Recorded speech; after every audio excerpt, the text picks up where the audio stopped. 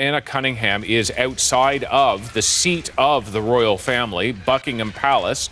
Let us go through that statement from King Charles to start, Anna. Yeah, David, I have a feeling that we're going to be using the word extraordinary quite a lot today because this really is unprecedented. We were unsure whether we would actually hear from King Charles, but he has issued this statement. Let's read it to you in full. It says, I have learned with the deepest concern the news about Andrew Mountbatten-Windsor and suspicion of misconduct in public office. What now follows is the full, fair and proper process by which this issue is investigated in the appropriate manner and by the appropriate authorities. In this, as I have said before, they have our full and wholehearted support and cooperation. The King goes on to say, let me state clearly, the law must take its course. As this process continues, it would not be right for me to comment further on this matter. Meanwhile, my family and I will continue in our duty and service to you all. And it's signed Charles R. Now, David, the police have not actually named the man that they have arrested. They have said that he is in his 60s. But here we have King Charles naming his own brother.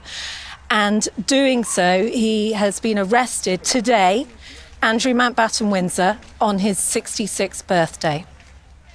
Anna, as you and I speak, the former Prince Andrew in police custody, where he could stay for many hours to come under the law. Because this centers around Jeffrey Epstein, I want to be clear with people that much of the time when you hear about Jeffrey Epstein, it has to do with sexual misconduct, awful sexual allegations. And the former Prince Andrew has been connected to those in the documents many times. But what is happening today is not about the sexual misconduct. It is something different. Anna, you can walk us through what misconduct in public office means here. Yeah, absolutely right. This is about a serious, willful abuse or neglect, is how it's described, of powers relating to a role in public office. And it is quite an unusual crime. It is rather complicated. But essentially, it's about abuse or neglect in public office. Someone who is representing the British public knowingly misusing their position to benefit themselves or others. So simplifying it, it's really talking about corruption. And Andrew Mountbatten-Windsor, we know, has always denied that he has done anything wrong.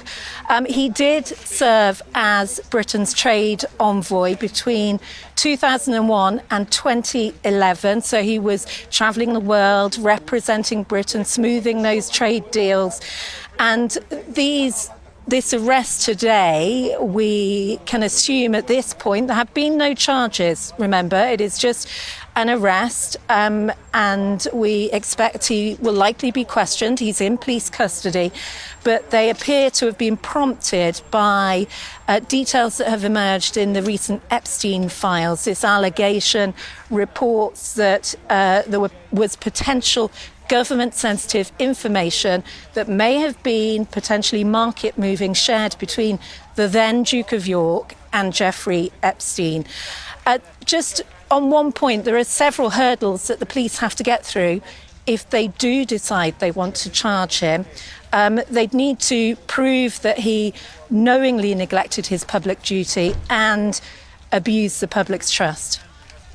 Quite something, Anna, and extraordinary because, as you say, if charged, and he hasn't been, but if charged, Prince Andrew, should he be convicted, would potentially face life in prison, which is remarkable.